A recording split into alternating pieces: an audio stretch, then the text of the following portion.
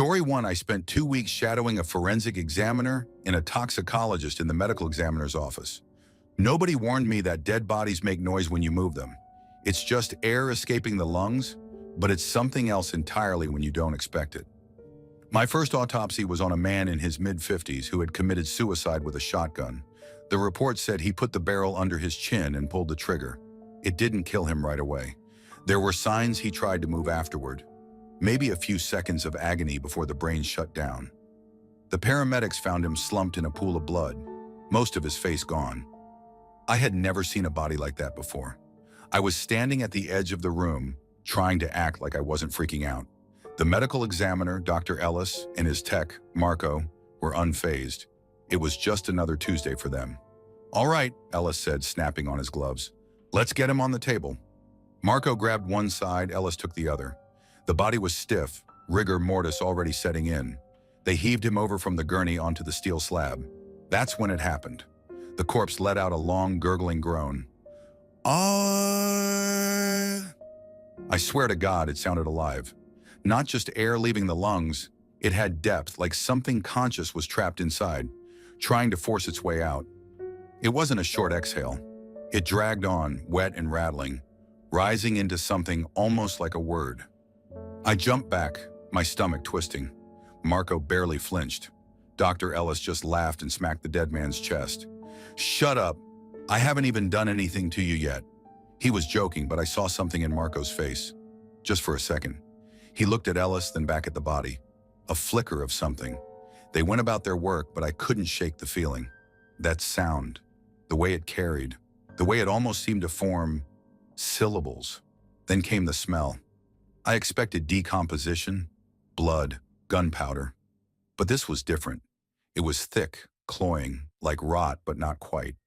It was like the smell of breath, warm, humid, but wrong. I gagged and turned away. "First time's rough," Ellis said, chuckling. "You get used to it." Marco wasn't laughing anymore. He was staring at the body, his brow furrowed. "Did you see that?" Ellis looked up. "See what?" "The mouth." I felt my skin go cold. I hadn't been looking directly at it, but I had the awful sense I knew what he meant. Ellis leaned in, peering at the ruined face. "It's just settling," he said dismissively. "Sometimes the jaw moves when gases shift." Marco nodded, but I could tell he didn't believe it. Neither did I. Ellis made the Y incision, his scalpel gliding through the flesh. I expected some kind of relief, that once we were inside, the body would stop feeling like something that could wake up. It didn't.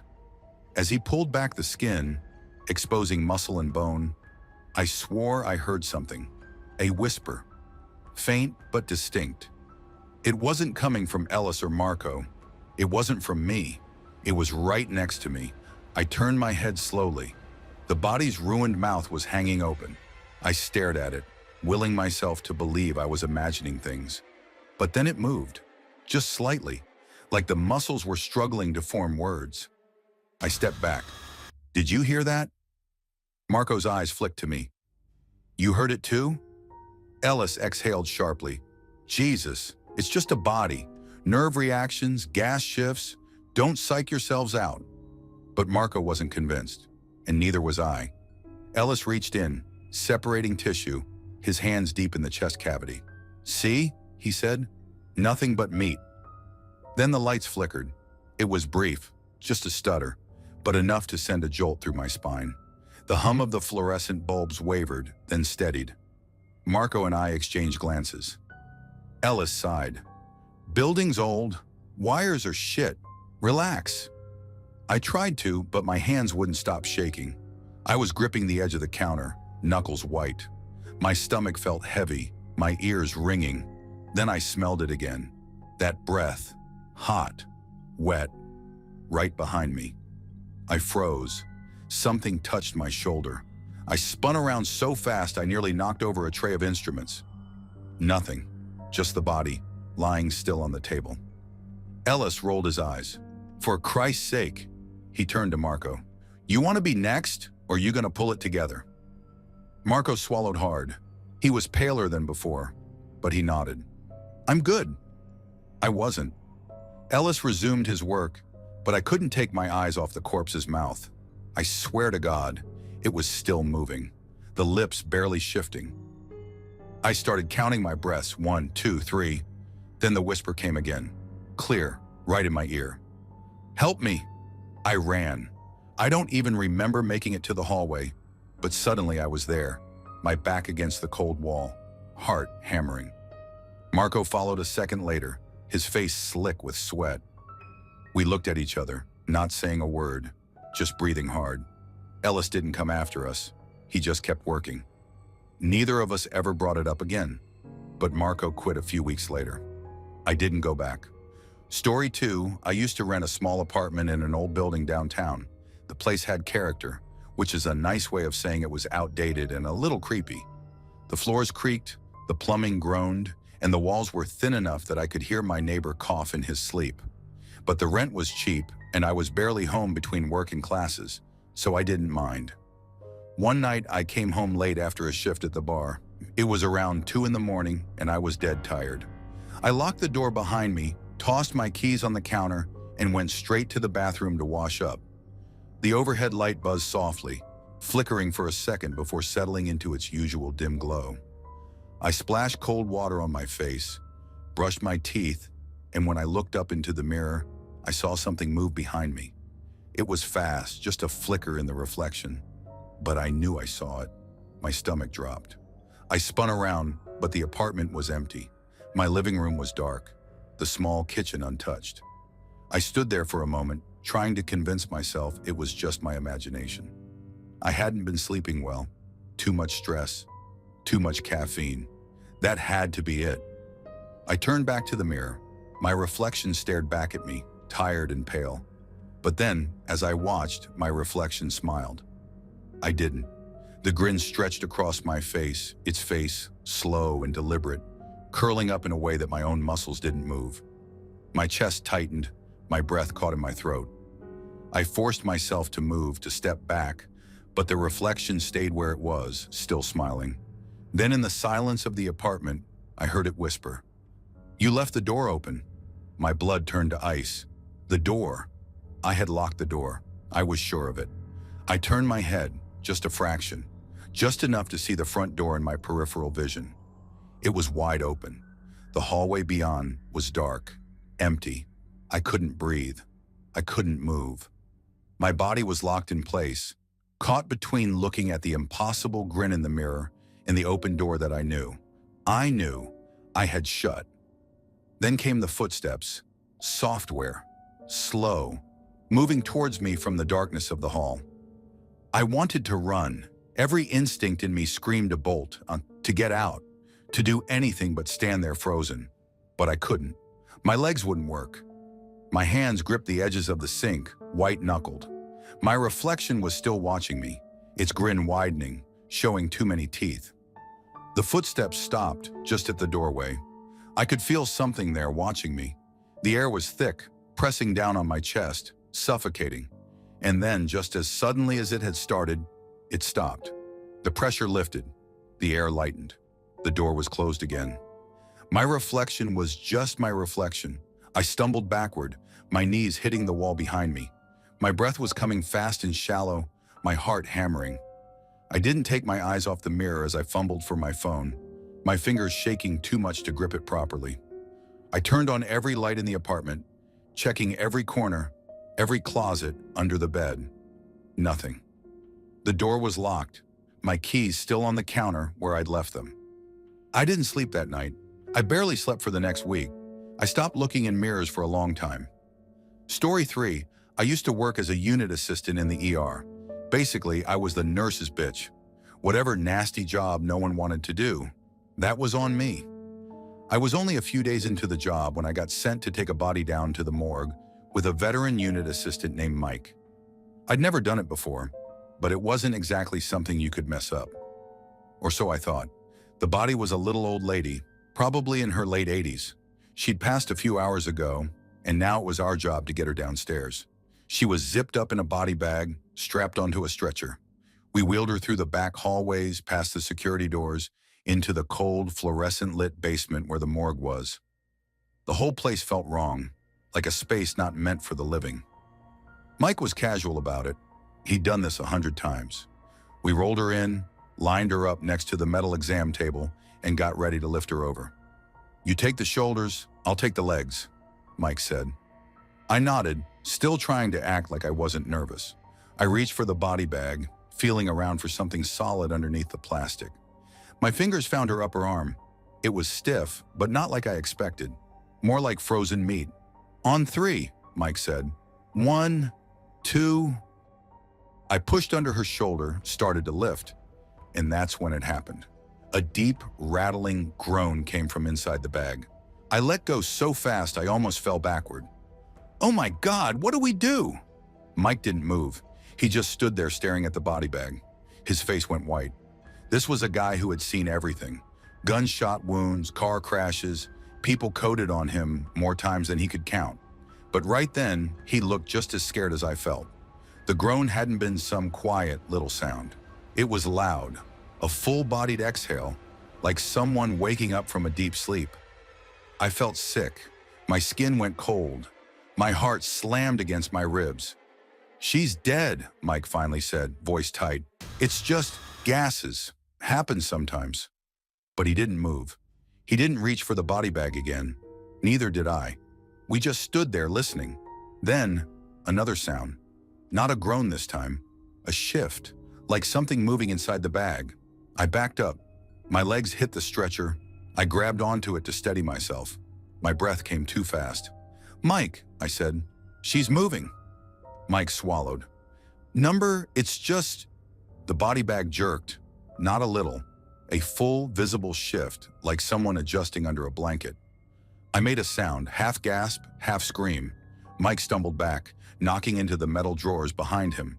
The bag moved again. Something inside was pressing against it. "Jesus Christ," Mike whispered. I couldn't breathe. My mind was screaming at me to run, but my legs wouldn't move. Then the zipper? It started to move. Not fast. Not like in horror movies where it rips open all at once. This was slow. A few inches, then another. Like something inside was pushing it open from within. Mike grabbed my arm. "We need to go." I didn't need convincing. We bolted for the door. He slammed the button for the automatic lock. The heavy metal door creaked open, way too slow. I looked back. The bag was unzipped halfway now. And inside, I saw fingers, pale, thin, curled slightly, like they were about to reach for something. I ran. I didn't stop until I was halfway down the hall, gasping, my legs shaking so bad I thought I might fall. Mike was right behind me, hand gripping his chest like he thought his heart might stop. We stared at each other, neither of us saying a word. Finally, he spoke. We have to tell someone." I nodded, still unable to talk. We went back upstairs, told the charge nurse that something was wrong in the morgue. We didn't say what, just that something was wrong. Security went down to check. When they came back, they said the body was still there, zipped up, unmoved.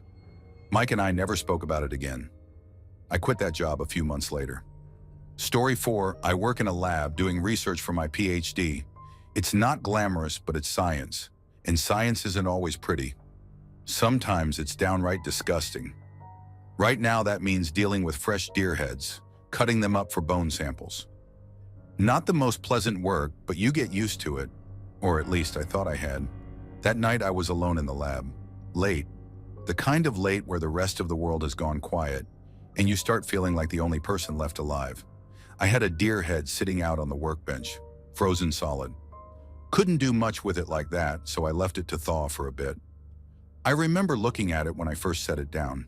Its eyes were shut, frost crusted along its lashes. I turned away, busying myself with prep work, sharpening blades, setting out trays, double-checking notes. The usual. I wasn't paying much attention to the head itself. At first. After about an hour, I glanced over and froze. The eye was open, not wide, just enough. A sliver of darkness peeking through, like it was watching me. My heart slammed against my ribs. I knew what it was. Just the ice melting, the skin relaxing. That's all. Science. But standing there, alone in that lab, I didn't feel scientific. I felt like prey. I told myself I was being stupid, forced myself back to work. Every few minutes, though, I'd steal another glance. Each time the eye was open a little more. By the 2-hour mark, it was fully open, a glassy, dead stare, locked on me from across the room. I tried to shake it off. It's a head, just a head. But my skin crawled like I was being watched, like something was still in there, aware, waiting. Then came the tear. I had turned away for a while, made myself stop looking. But when I checked again, there it was, a single line of red trailing down from the corner of its eye. Blood. A fresh tear, trickling down the fur, bright against the pale cheek. I backed up so fast I knocked over my tray of tools. The clatter made me jump, and I stood there panting, my breath fogging in the cold lab air. I couldn't make sense of it. The head was thawing, sure, but blood doesn't just do that. It doesn't just weep from a dead thing's eye. I grabbed my stuff and left. Didn't bother cleaning up, didn't turn off the lights, just walked out, locked the door, and sat in my car, hands shaking on the wheel. I didn't go back in until morning.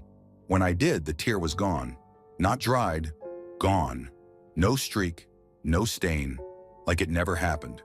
I told myself I imagined it. Stress, exhaustion, late-night paranoia. But when I cut into the skull later, I hesitated before touching the eye. A small part of me, one I don't like admitting is there, expected it to blink. Story 5. I used to work the night shift at a hospital in a city that was no stranger to hurricanes. I was a morgue tech. Basically, I handled the bodies, logged them, prepped them for autopsy or released to funeral homes. It wasn't a bad job. It was quiet at least. The hospital was old, built before people really thought about flood zones. The morgue was in what was basically a basement. Only one entrance, a long hallway leading to a steel door. No windows. The kind of place that felt cut off from the rest of the world, even on a normal night. The storm was already bad when I clocked in. Wind howling, rain coming in sheets. Everyone was tense. The hospital was on a main waterway, and we all knew what that meant. If the water surged, we were screwed. But the higher-ups decided we were staying put. We had generators, supplies. We'd be fine. I kept my head down and did my job. There were 5 bodies in storage that night, 2 fresh, 3 older cases waiting on the medical examiner. Routine stuff. I was finishing paperwork when the power flickered. Then it cut out completely, just total black. A few seconds later, the generators kicked on. The lights came back, dimmer, humming like they were struggling. The air conditioning didn't return. That was bad. Without it, the morgue would start warming up fast. Bodies don't like warmth. I checked the temperature gauge, already rising. I called upstairs. No answer. I tried again. Nothing. Either they were swamped or the phone lines were down. I stepped into the hallway, thinking I'd go up in person, but I stopped dead. Water was creeping under the morgue door. It wasn't much at first, just a thin line seeping in, but it spread fast. The hallway was flooding. I ran back inside, locked the door, and pulled my phone out. No signal. I needed to act fast. If water got in, the bodies could shift, contaminate, or worse, I could get trapped. I started moving them to the highest storage cabinets. I'd never had to do it before, and it was harder than I thought. Dead weight is exactly that. Heavy, uncooperative. The air was thick, humid, and I was sweating through my scrubs. The water kept rising. I could hear it outside, a slow, steady slosh against the door. It seeped through the cracks, spreading across the floor in uneven patches. The hum of the generators was the only sound besides my own breathing. Then I heard something else, a knock. It was soft, barely audible over the storm, but it was there. Just a single sharp rap against the steel morgue door. I froze. No one else was down here, and even if they were, they wouldn't be knocking. Another knock. I swallowed hard, forcing myself to think. Maybe it was security. Maybe someone was checking for survivors. But something felt wrong. The way the knock came, not urgent, not demanding, just there. A quiet, patient tap. I took a step toward the door. The water inside was ankle deep now. My shoes squelched against the tile. The smell of the morgue mixed with the damp air. Disinfectant, something sour underneath. Another knock, this time closer. That didn't make sense. The door hadn't opened, but the sound had moved like it was coming from inside the room now. My eyes flicked to the storage cabinets, the ones I had just loaded. Number no way. Another knock, from inside one of the drawers. I stopped breathing. The air was too thick, too hot. I told myself I had to be wrong. Maybe something shifted. Maybe the rising water was causing some kind of pressure change. But I knew that wasn't it. Something knocked again. I backed away, fast, nearly slipping on the wet floor. My legs hit the desk, and I climbed up onto it without thinking. The water was shin-deep now, rising steadily. The generators sputtered, and for half a second, the lights dimmed. The room went quiet. The knocking stopped.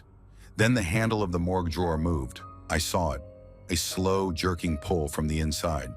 Just a fraction, just enough to let me know something wanted out. I stayed on that desk, shaking, not taking my eyes off that drawer. The water climbed. I could hear things shifting under the surface, floating. I didn't look. I didn't move. The handle pulled again, harder this time. The drawer rattled. The metal creaked. My breath came in short gasps. The room smelled rotten now, like the bodies were already breaking down. Then the lights flickered again. For a split second, the whole morgue plunged into darkness. In that moment, I heard it. A wet, shuddering breath. Too close, too real. Right in front of me. Then light flooded back, and the room was still. The handle was back in place. The drawer was shut, but the water was still rising. I don't know how long I stood there. Maybe minutes, maybe hours. Time felt strange. My skin was damp, clammy, my scrubs soaked up to the knees. The only sound was the generator humming, the occasional creak of shifting water. Then, footsteps, real ones, heavy, running. The door burst open and a flashlight beam hit my face. "Jesus, are you okay? We've been looking for you." Two hospital workers, soaked and panting. I nodded, stiff, unable to form words. One of them waded inside and helped me down. "We need to get out of here now," the other one said. "Water's still coming in." I didn't argue. I didn't say anything. I just let them lead me out, my legs shaking so bad I nearly collapsed. They never saw the drawer move. They never heard the knocking, and I never told them. We evacuated the hospital that night. The morgue flooded completely. When they pumped it out, I wasn't there to see it. I transferred to a different department. Never went back down there. Story 6, I used to work nights at a funeral home. Small town place, nothing fancy. It was just me and the mortician most nights. I wasn't an embalmer or anything, just the guy who cleaned up, answered late calls, and helped with pickups when needed. It was quiet work, easy money. I'd been there a few months when we got a call from the hospital about a body that needed picking up. Nothing unusual. Old lady, natural causes. The mortician, Dave, drove while I rode along. Standard stuff. But the whole ride, I had this weird feeling. Stomach tight, skin prickling. I didn't say anything. Didn't want to sound like an idiot. We got to the hospital, signed the paperwork, and loaded her up. I avoided looking at her face. I don't know why. Something about her just felt wrong. Dave didn't seem to notice anything off. Just another night, another body. Back at the funeral home, we wheeled her inside and set her in the prep room. Dave got a call and had to step out for a bit.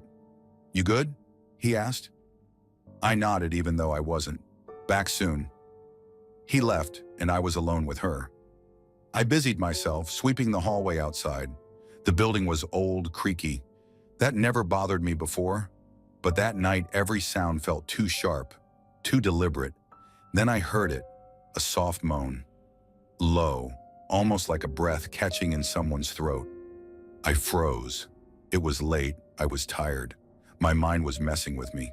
I forced myself to keep sweeping. Then I heard it again. Louder this time, a strained, rattling sound. I gripped the broom so tight my knuckles popped. Pipes, old plumbing. That's all.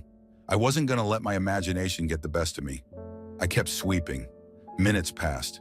Silence again. I exhaled, relieved. Then, clear as day, right from the prep room. Another moan. Long, wet. I dropped the broom. My first thought was Dave was screwing with me. He knew I was jumpy that night. He was probably hiding, trying to get a reaction out of me. "Real funny, asshole," I called out. Nothing.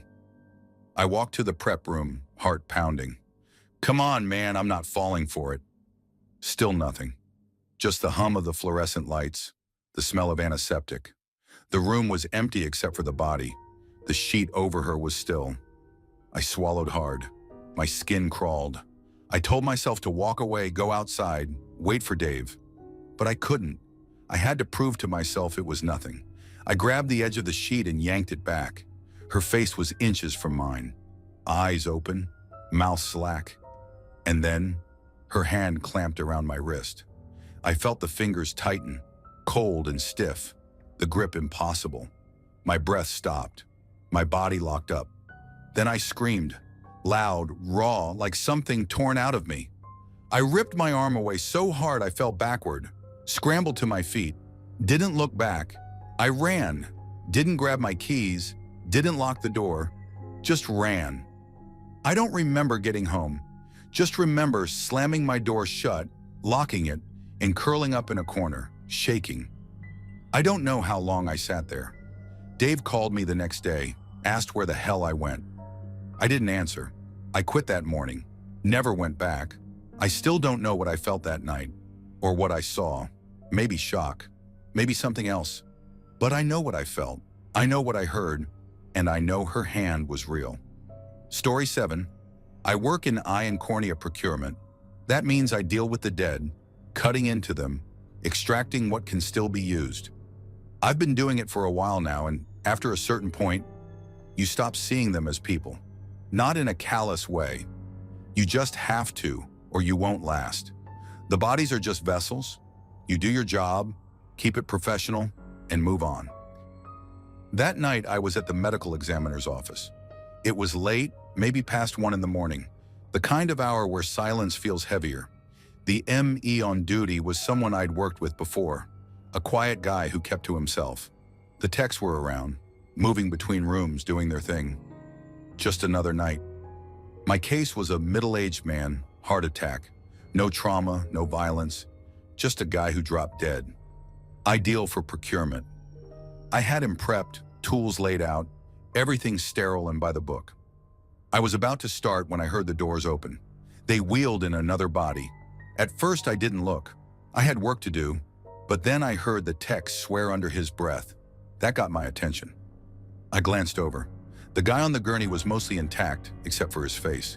His skull was picked clean, the bone bright and unnatural against the decay of the rest of him.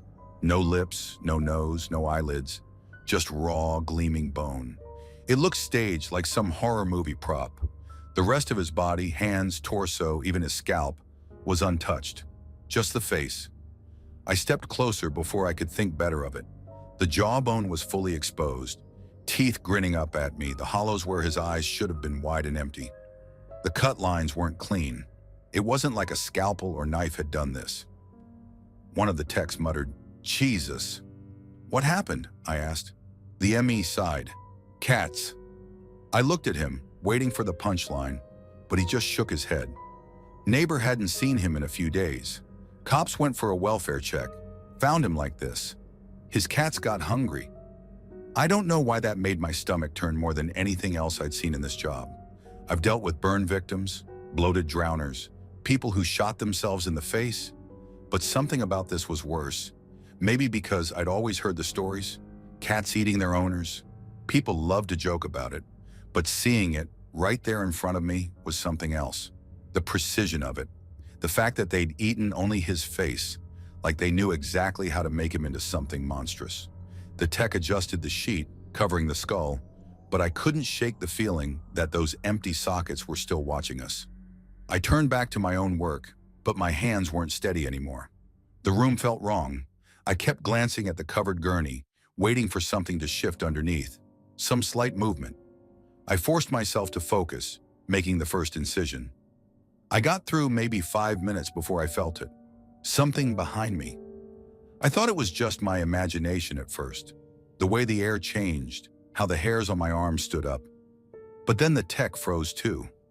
I saw it in the way he stopped moving, like he was listening for something. A rustling sound, barely there. We both turned at the same time. The sheet had slipped, just a little, just enough to show a sliver of bone. "That wasn't like that before, right?" The tech's voice was too low, like he didn't want to be heard. "No." Neither of us moved. The room felt smaller, the air thick. The ME, still at his desk, hadn't noticed anything. I swallowed. Maybe it shifted when we... And then the sheet moved again. A slow slide, like something underneath was shifting, pushing. The tech took a step back. I didn't move. I don't know why. Maybe because I wanted to believe there was some logical explanation. Maybe because moving would mean acknowledging that something was really wrong. The air was stale, filled with the sharp scent of chemicals, but underneath it, something else. Something damp. Rotten. The sheet slipped another inch, and then I heard it. A wet, rasping sound, like something trying to breathe without lungs. The tech bolted, just turned and ran. His footsteps pounded down the hall, and I wanted to follow, but I couldn't. I was stuck, staring at that gurney, at the thing that shouldn't be making any sound at all. Then just as suddenly as it started, it stopped. The sheet was still. The room was silent again, except for my own breathing, too loud in the empty space. I stepped forward, forcing myself to do it, even though every instinct screamed at me to leave. I grabbed the sheet and yanked it back into place. The skull was still there, grinning up at me, unchanged. Nothing had moved. Nothing had moved. I backed away, hands shaking. I turned, left my tools where they were, and walked out without saying a word. I didn't stop until I was outside, where the air was cold and real and didn't smell like death. The tech was already there, pacing. He looked at me, eyes wide. "You heard it too?" I didn't answer. I didn't go back inside, and I never asked what they did with the body. Story 8, I took the job at the mortuary because I needed money. It was nights, quiet, and honestly, I thought it would be easy. My job was simple. Check in bodies when they arrived, log them, and put them in cold storage. That was it. No embalming, no autopsies, just paperwork and moving bodies. The mortuary itself was a small, squat building on the edge of town. No windows in the back, just a loading dock where the funeral homes and hospitals dropped off the dead. It smelled like antiseptic and something deeper, something that never quite went away no matter how much bleach you used. That night I was alone as usual. The mortician had gone home hours ago. It was just me, a desk, and the metal doors leading to the refrigeration units. At around 2 a.m., the first body came in. A man from a convalescent home, nothing unusual. The driver helped me unload him, and I set him on a gurney against the wall while I signed the paperwork. Before I could even get him into cold storage, another van pulled up, another body, same place, an old woman this time. I left the first body where it was, took in the second, signed the forms, and saw the driver out. When I turned back, something was off. The first body had moved. I froze.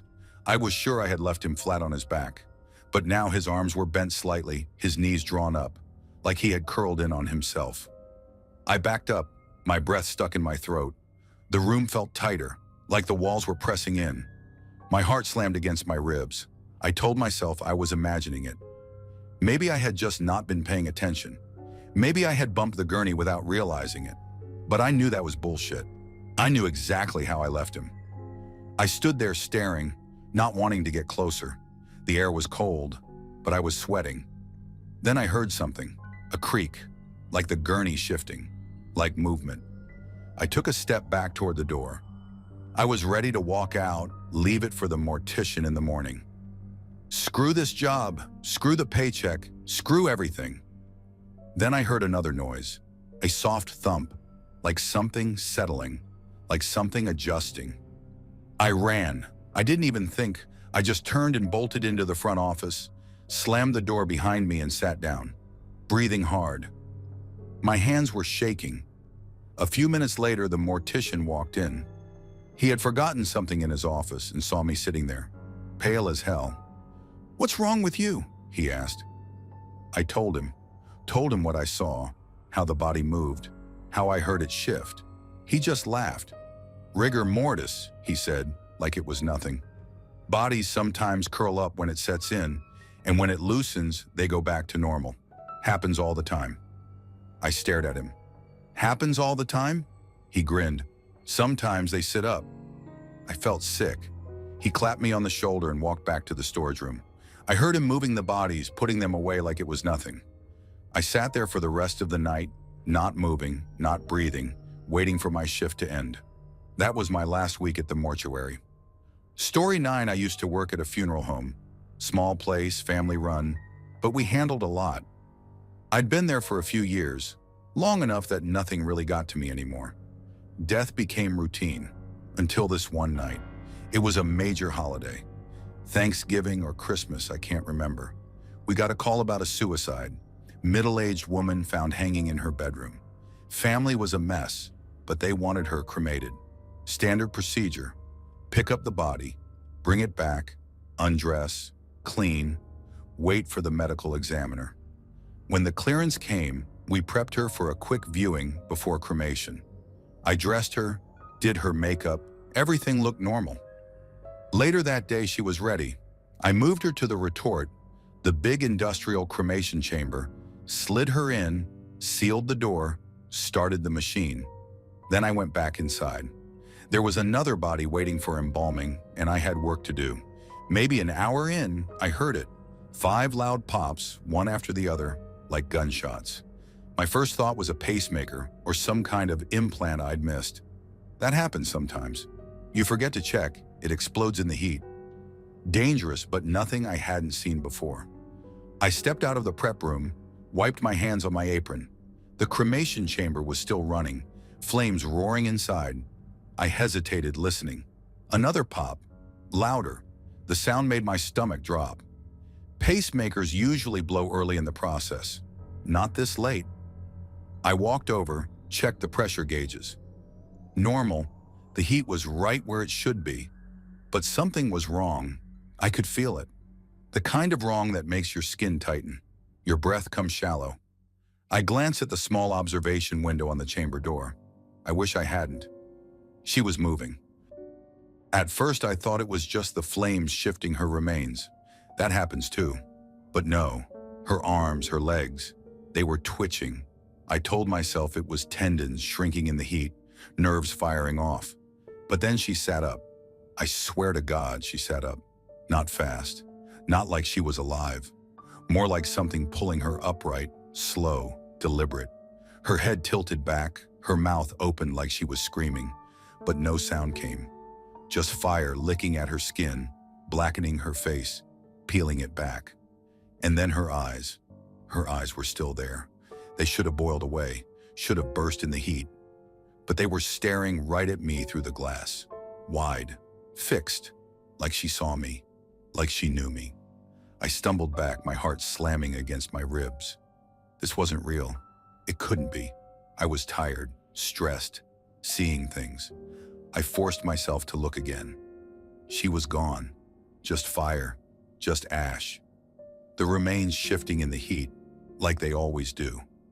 I stood there, hands shaking, until the cycle finished. When I opened the door, everything was as it should be. Bone fragments, dust, nothing more. I collected her remains, processed them, placed them in the urn. My hands never stopped shaking. I didn't tell anyone. Who the hell would believe me? Just a long shift, an overworked brain playing tricks. That's what I told myself. But when I sealed the urn, I swear I heard a pop, like knuckles cracking, like something shifting inside. Story 10, I work in a mortuary, a trainee anatomical pathology technician, which is just a fancy way of saying I spend my days around the dead. My job is to help with post-mortem examinations, dissecting, documenting, collecting samples, trying to find out what killed them. It's a strange job, one that sits somewhere between science and something older, something almost ritualistic.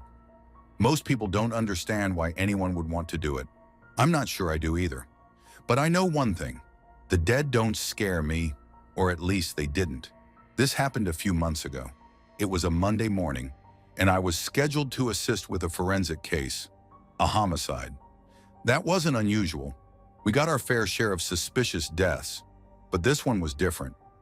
Even before I saw the body, I could feel it, a sort of wrongness in the air. Like the room was colder than it should have been, even with the refrigeration units running. The body was that of a man in his late 40s.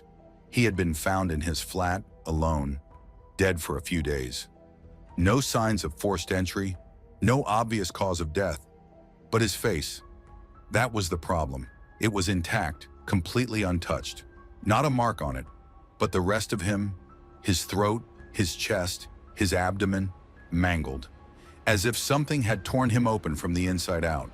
The pathologist, Dr. Kerr, muttered something about animals getting to the body post-mortem, but I could see the hesitation in her eyes. There was no way an animal had done this. The wounds were too precise in some places, too jagged in others, like a mixture of surgical precision and blind rage. Still, we had a job to do. I helped prep the body, standard Y incision, skin pulled back, ribs cut open. Internals were odd. Things weren't where they should be. Organs misplaced, twisted, as if something had moved them after death. I tried to focus, pushing the unease down. I had seen worse. Then we moved to the head. The police wanted a facial dissection to check for hidden trauma. It was my first time assisting with one. Facial dissections are methodical. The skin is carefully peeled away, starting from the chin upwards, left attached at the nose so it can be repositioned later. It's clinical, precise, but as I helped lift the skin, folding it up over the forehead like a grotesque mask, I saw something that made my stomach drop. The face was still there, underneath. I don't mean muscle and bone. I mean another face, the same face, perfectly intact, staring up at me with dead, unseeing eyes. I must have made a noise because Dr. Kerr glanced at me. What's wrong? I couldn't speak, couldn't breathe, because the face, the second face, was wrong. Not just because it shouldn't have been there, but because it was shifting, subtly like a trick of the light, like something seen through warped glass. Then it moved. Just a twitch at first, a flicker of an eyelid, a curl of the lip. I stumbled back, my gloved hands slick with something cold, something that wasn't blood. Dr. Kerr frowned. "Are you okay?" I looked back down. The second face was gone. Only muscle and bone remained. Normal, as if it had never been there. I swallowed hard. "Yeah, sorry, just felt lightheaded for a second." Dr. Kerr didn't look convinced, but she nodded. "Step out if you need to." I didn't. I stayed. I finished the dissection, but my hands wouldn't stop shaking because I knew what I had seen. And worse, I knew it had seen me too. I never told anyone. What could I even say? That a dead man had two faces? That one of them was alive? I pushed it down, buried it under logic and routine. But I started having dreams. Not nightmares exactly, just the same image over and over. The second face, staring, changing, watching. And then one night I woke up and saw it. Not in my dream, not in my mind, in the mirror. A second face just beneath my skin, shifting, waiting. And then, just as before, gone. I don't know what I saw that day in the mortuary. I don't know if it was real or if something inside me just broke. But I do know one thing. I haven't looked in a mirror since. Thanks for watching. Don't leave before leaving a like to this video. Also hit the subscribe button to support my work. And as always, have a horrific nightmare, my dear.